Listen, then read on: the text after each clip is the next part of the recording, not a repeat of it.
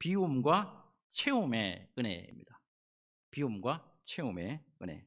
자, 계속해서 주일마다 이제 우리 남유다 이 왕들의 기록들을 우리가 살펴보고 있죠. 다양한 이제 왕들의 이제 모습을 우리가 볼 수가 있었는데, 대부분의 이제 왕들의 모습을 보면 어떻습니까? 처음과 나중에 한결같으냐? 그렇지 않았죠. 대부분 처음과 나중에 한결같지 않았습니다. 그리고 또 어떤 왕은 이런 왕도 있었죠. 참 선한 왕이었는데도 불구하고 아킬레스건이 있었다는 것을 우리가 또 알 수가 있었고, 또 어떻게 보면 정말 다윗 왕가 가운데 어떻게 이런 왕이 있을 수가 있나, 그런 돌연변이 같은 왕도 있었다라는 것을 우리가 알 수가 있었어요. 자, 그러한 이제 왕들 가운데 특별히 참 한 사람 참 귀한 왕이 등장하게 되는데, 오늘 본문에 나타난 히스기야 왕이에요. 여러분, 세상 사람들은 어느 방면에서 갑자기 뛰어난 사람이 나타났을 때 혜성처럼 나타났다, 혜성처럼 나타났다 이렇게 표현하죠. 암울한 남유다 정황 가운데 정말이지 이 혜성처럼 나타난 성군이 바로 히스기야 왕이다라는 것을 우리가 알 수가 있습니다. 자, 그런데 여러분, 문제는 이 히스기야 같은 이 성군이 아무 과정이나 아무 이 대가도 없이 그야말로 하늘에서 그냥 뚝 떨어졌는가? 그게 아니다라는 것을 여러분 아실 필요가 있습니다. 여러분, 하나님 앞에서 존귀하게 쓰임 받은 모든 사람들, 어느 날 갑자기 나타난 것이 아니다라는 거, 이걸 여러분 우리가 꼭 명심해야 돼요. 모세가 하나님 앞에서 존귀하게 쓰임 받았는데 그냥 존귀하게 쓰임 받았습니까? 애굽에서 40년, 미디야 광야 생활 40년, 이 과정을 거치고 난 다음에 하나님 앞에 존귀하게 쓰임 받았어요. 이 외에도 구약에 나타나는 모든 믿음의 선진들을 쭉 돌아보면 어떻습니까? 하나님이 준비시키시고 연단시키시는 과정을 다 거친 다음에 하나님 앞에 아름답게 쓰임 받을 수가 있었단 말이에요. 이러한 예는 여러분 신약으로 넘어와서도 마찬가지예요. 예수님의 앞길을 예비했던 세례 요한, 그냥 이루어진 게 아니잖아요. 예수님의 12제자 사도 바울 모두 들여다보면 어때요? 어느 날 갑자기 나타나는 게 아니란 말이에요.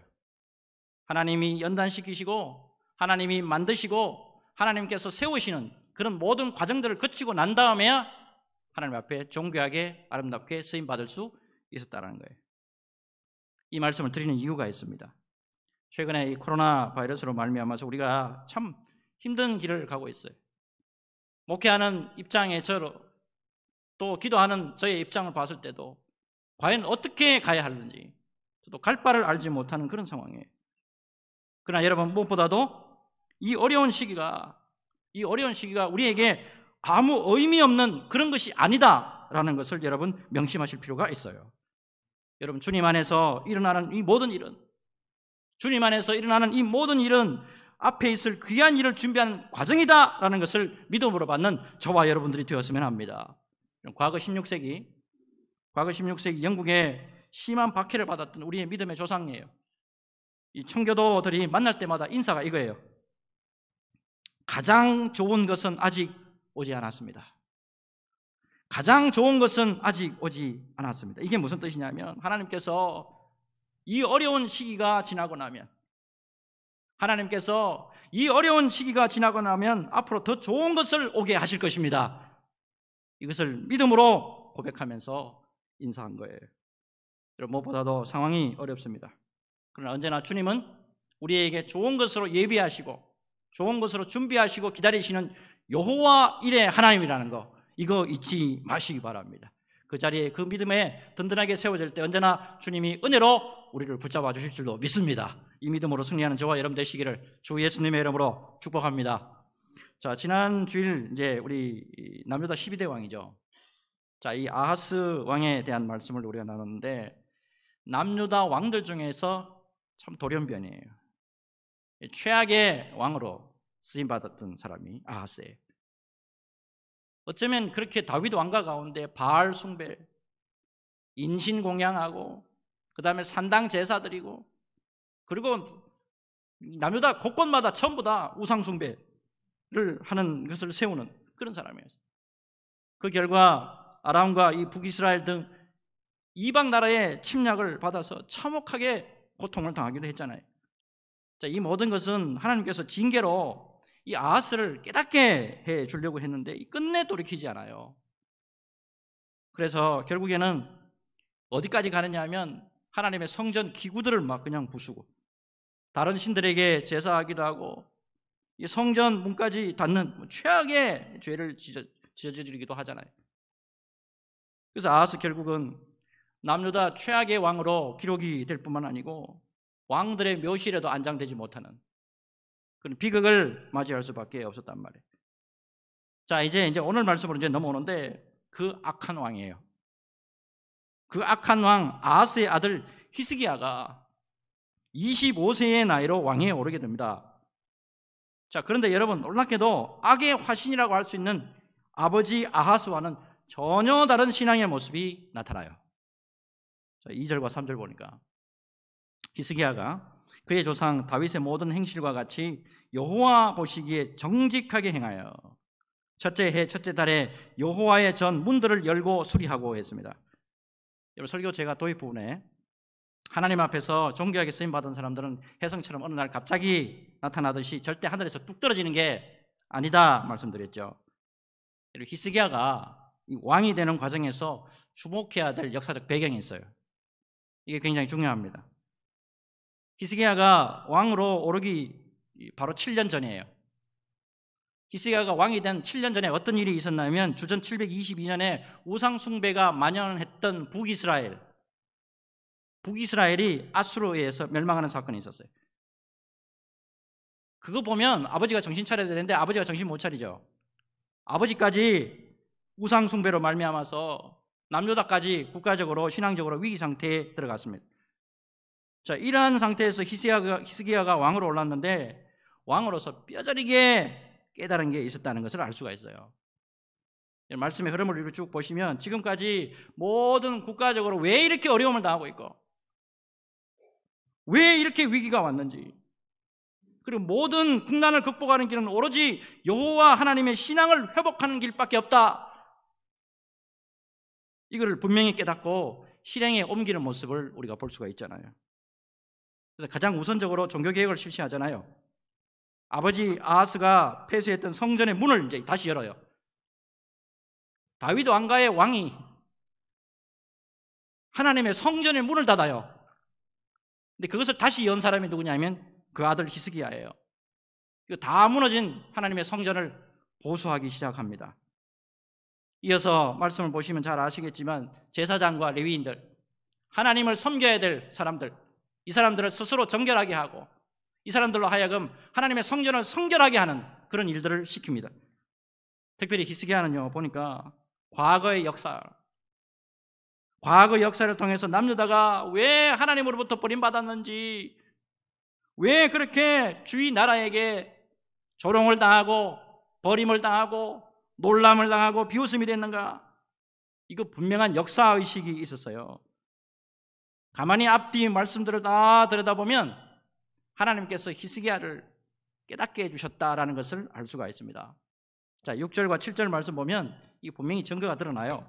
자, 우리 조상들이 범죄하여 우리 하나님 여호와 보시기에 악을 행하여 하나님을 버리고 얼굴을 돌려 여호와의 성소를 등지고 또 낭실 문을 닫으며 등불을 끄고 성소에서 분향하지 아니하며 이스라엘의 하나님께 번제를 드리지 아니하므로. 남유다 왕들 가운데서도 참 뛰어난 신앙의 안목이 있어요. 신앙이 왜 그런지, 왜 이런 고통이 왔는지, 왜 이런 고난이 왔는지 분명한 안목이 있단 말이에요. 그래서 하나님 앞에서 어떻게 바른 종교개혁해야 되는지, 그리고 하나님 앞에 어떻게 바로 서야 되는지 명확하게 꿰뚫고 있었어요. 자, 그래서 오늘 말씀에서 여러분 두 가지 우리가 깊이 좀 생각해 보려고 합니다. 첫째는 비우는 거, 둘째가 뭐냐면 채우는 거예요. 비움과 채움. 이게 대해서 오늘 말씀 나오는데, 첫째, 이 비움이라는 것을 여러분 우리가 잘 기억해야 돼요. 특별히 예수 그리스도를 믿는 새 언약의 백성으로서, 예수 믿는 사람으로서 이 비우는 거, 이거에 여러분 철저하게 해야 합니다.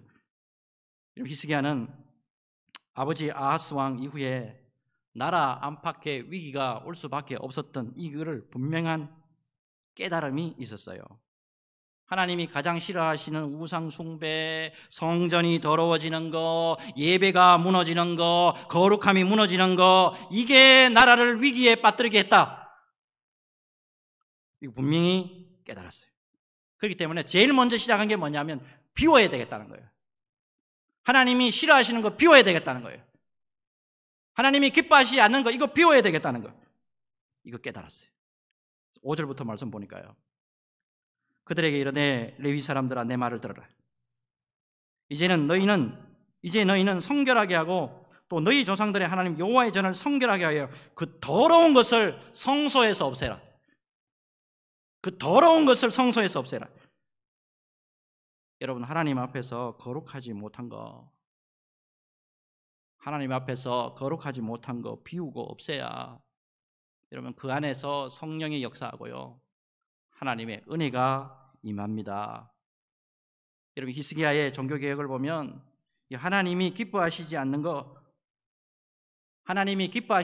모두 치우고 비우는 것부터 시작하는 거예요. 어디서부터 시작하느냐? 치우고 비우는 것부터. 여러분 성경 역사 전체를 보면 어때요? 모든 믿음의 사람들에게 공통적으로 나타나는 특징이 있잖아요. 여러분 모두 이 비움이라는 거, 이 비워야 되는 거, 이거 철저하게 하지 못하게 되니까 언제나 어려움을 당하더라는 거예요. 아담 이래 최고의 지혜와 부귀를 누렸던 사람이 솔로몬이에요. 어쩌면 끝까지 하나님 앞에 귀하게 존귀하게 쓰임받을 수 있었던 사람이잖아요. 그런데 하나님이 가장 싫어하시는 우상 숭배 마지막까지 치우지 못하고 비우지 못했단 말이에요. 놀랍게도 그 한 사람 때문에 나라가 두 동강 나버려요. 그동안에 남유다 역대왕 우리 쭉 훑어봤습니다만 언제나 또 어때요? 죄악이라는 거, 이 죄를 늘 이렇게 치우거나 비우지 못해서 비극을 맞이할 수밖에 없었잖아요. 신약으로 넘어와서 예수님의 12제자, 예수님의 12제자 중에서 가장 영광스러운 자리에 있었던 중에 한 사람이 가룟 유다 아니에요. 이 가룟 유다가 뭐를 못 부렸습니까? 세상에 대한 권력과 세상에 대한 욕망 이거 비우고 치우지 못했단 말이에요.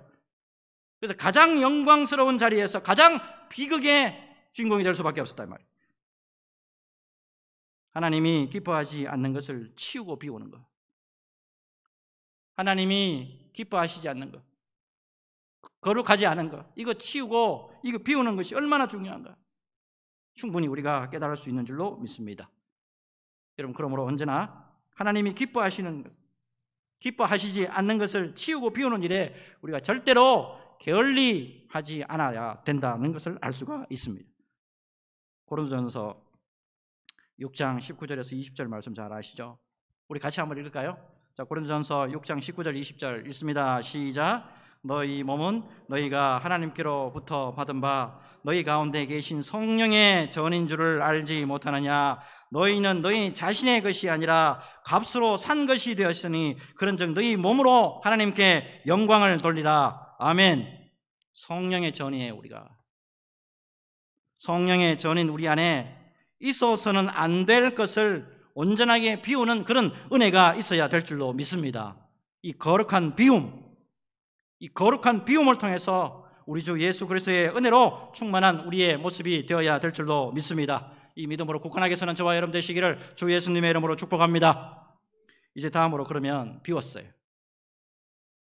비움 다음에는 당연히 채우는 작업. 이거 중요하잖아요. 자, 한번 말씀을 다시 보는데 자, 11절 우리 한번 봅니다. 본문. 내 아들아 이제는 게으르지 말라. 여호와께서 이미 너희를 택하사 그 앞에 서서 수종들어 그를 섬기며 분향하게 하셨느니라. 자, 앞에 말씀 보니까 내 아들들아 이제는 게으르지 말라 했죠.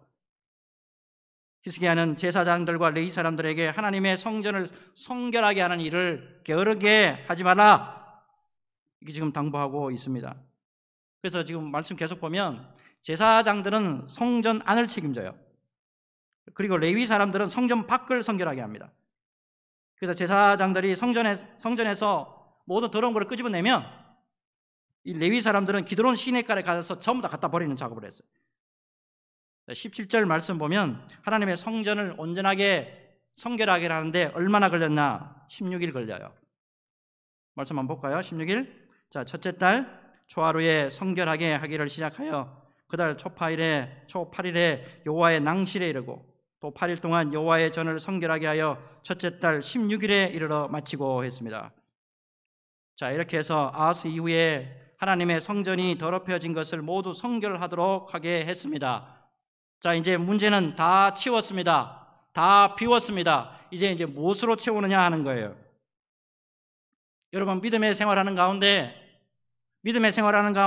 더러운 것을 치우고 비우는 거 중요합니다. 그러나 그보다도 더 중요한 게 있습니다. 비어 있는 그 자리에 무엇으로 채워야 하느냐. 이것도 매우 중요하다는 거예요. 오늘 본문에서는 다 읽지 않았는데 히스기야는 이 더러운 것을 치우고 이 더러운 곳에 여러 가지로 빈 곳에 여러 가지로 다시 채우는 그런 모습들을 우리에게 적나라하게 보여줍니다. 제일 먼저 뭐를 채우느냐? 21절과 22절이에요.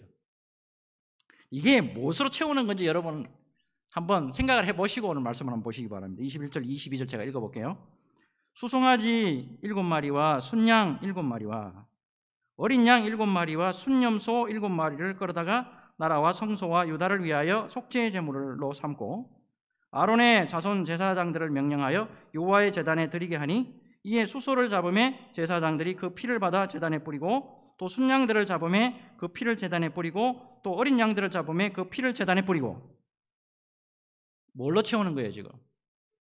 여러분, 아버지 아하스 시대 때 모두 하나님의 예배가 폐해졌어요. 하나님의 예배가 폐해진 것을 다시 회복시켜서 행하는 모습을 우리에게 보여주죠. 여러분, 특별히 이 모든 제사들은 일찍이 이 다윗이 정했던 레위인들의 직무 규례를 따라서 그대로 옛날에 다윗 왕이 정해준 그대로 말씀 그대로 다시 회복되는 것을 볼 수가 있어요. 무엇보다도 여기서 우리가 깊이 깨달을 수 있는 것이 있는데요. 여러분, 하나님께 드리는 이 제사를 다시 회복시키는 거, 예배를 회복시키는 이거 단순히 제사 회복이 아니에요. 이게 단순히 제사 회복이 아니고 온 이스라엘이 지금까지 잊어버렸던 언약 신앙요. 하나님과 우리 사이는 하나님의 백성 사이는 언약 관계에 있다는 거. 이거를 다시 회복시키는 거고 다시 부활시키고자 했던 것이 히스기야예요. 아버지 아하스 통치 동안에 모두 잊어버렸어요. 하나님과 우리 사이가 어떤 사이였는지, 하나님과 나 사이는 피로 맺어진 언약의 백성이라는 것, 그걸 잊어버렸단 말이에요. 이 언약 신앙을 다시 채움으로써 모든 것을 회복시켜 나가는 히스기야의 모습을 우리에게 보여주고 있습니다. 여러분, 무엇보다도 하나님의 언약 속에 있을 때, 하나님의 약속의 말씀 속에 들어있을 때 우리가 살아나고 우리 가정이 살아나고 우리 교회가 살아나고 우리 나라가 살아나는 역사가 있는 줄로 믿습니다. 이것을 여러분 꼭 기억하시고, 여러분 언제나 하나님의 언약 속으로 들어가는, 말씀 속으로 들어가는 저와 여러분 되시기를 주 예수님의 이름으로 축복합니다. 이어서 이제 두 번째, 무엇으로 채우느냐? 25절이에요.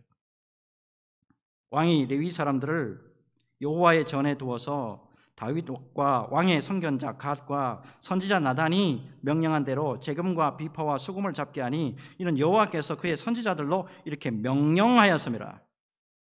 예배에 빠질 수 없는 것이 뭐죠? 예배에 빠질 수 없는 것이 바로 찬양이에요. 이 찬양을 회복시키는 장면입니다. 히스기야는 다윗과 갓과 나단이 명령한 대로예요. 원래 있던 대로예요.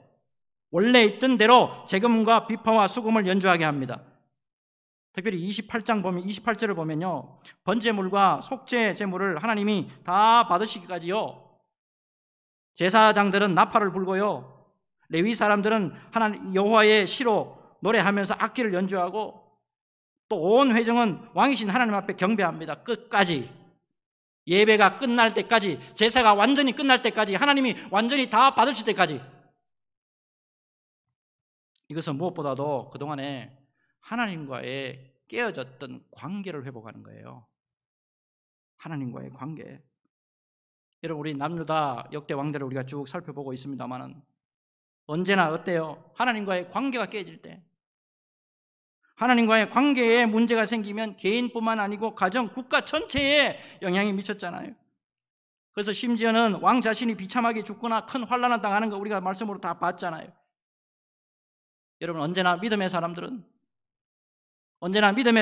하나님과의 관계, 우리 예수님과의 관계, 우리 성령님과의 관계, 이거 신중해야 됩니다. 우리 예수님을 닮아야 돼요.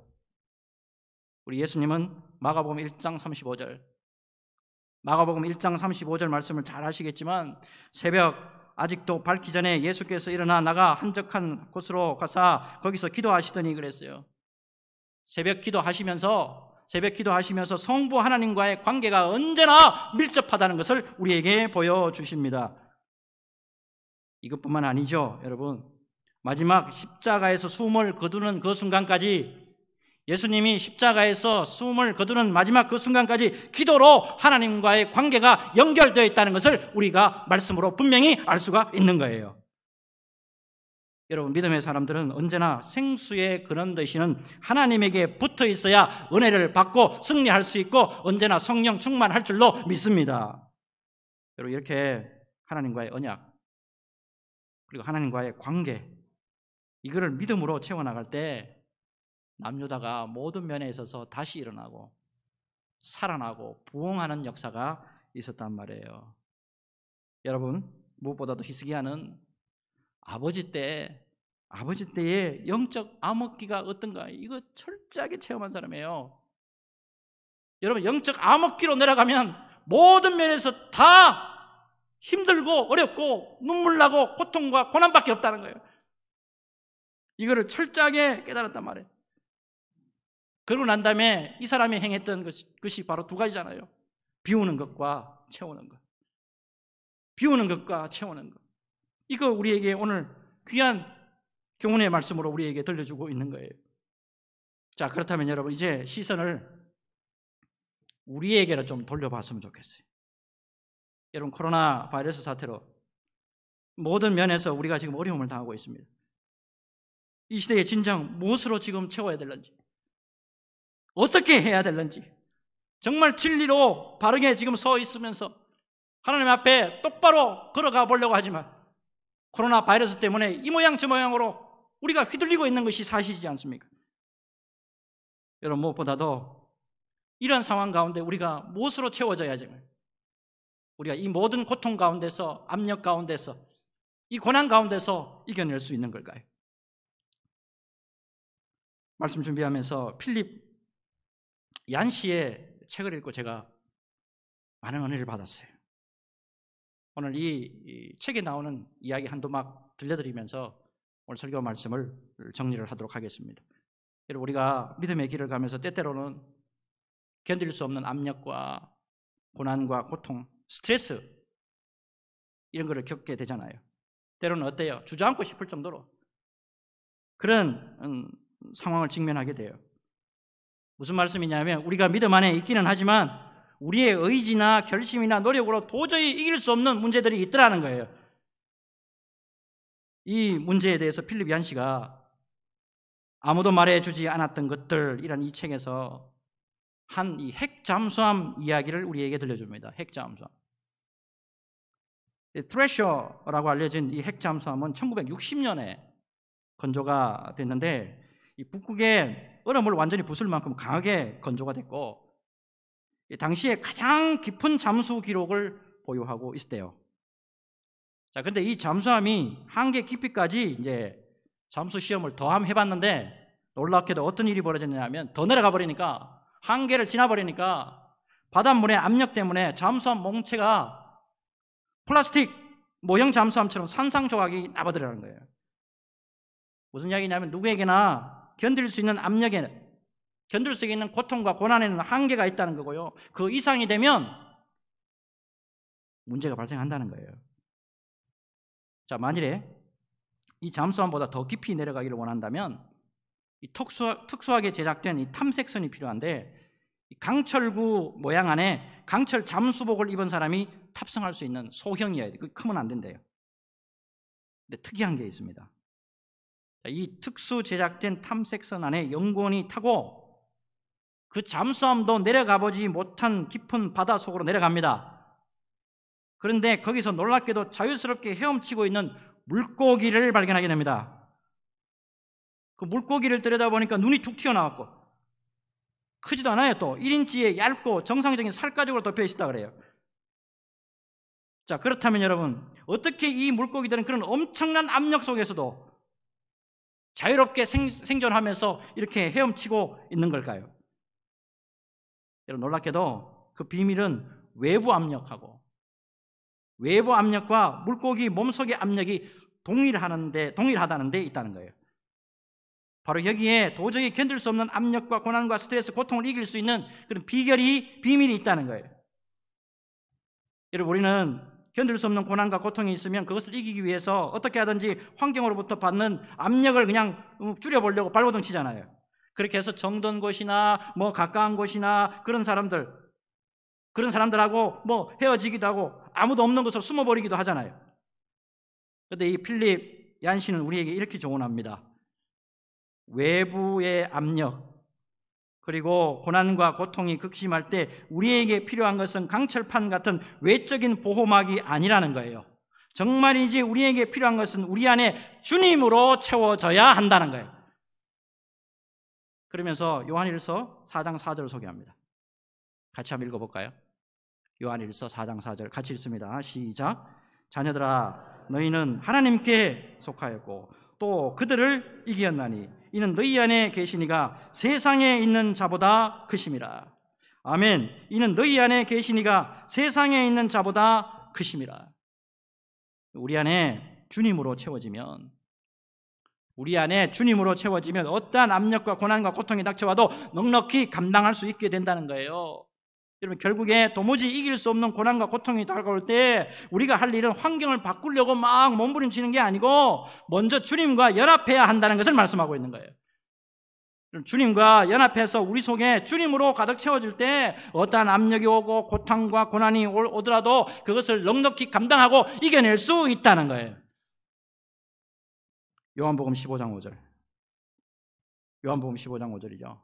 우리 같이 읽을까요? 같이 읽습니다. 시작. 나는 포도나무요 너희는 가지라. 그가 내 안에 내가 그 안에 가면 사람이 열매를 많이 맺나니 나를 떠나서는 너희가 아무것도 할 수 없음이라. 아멘. 여러분, 우리 속에 무엇으로 채워져야 되는지, 우리 속에 진정으로 무엇으로 채워져야 되는지 분명히 깨달으신 줄로 믿습니다. 여러분, 우리 주 예수님과 연합할 때 주님의 은혜로 충만하게 되고요, 모든 어려움 속에서도 넉넉히 승리하게 될 줄로 믿습니다. 이 은혜가 충만하시기를 주 예수님의 이름으로 축복합니다. 말씀의 결론입니다. 여러분, 비움과 체험의 은혜라는 제목으로 우리가 말씀을 나눴죠. 우리 속에 있으면 안 될 것이 있습니다. 우리 속에 있으면 안 될 것, 이거 과감하게 비우시길 바라고. 주님과 연합해서 주님의 은혜로 아름답게 채워나갈 때 언제나 승리의 역사가 우리 가정과 우리 교회에 있을 줄로 믿습니다. 이 은혜가 넘치시기를 주 예수님의 이름으로 축복합니다. 기도합니다. 주님,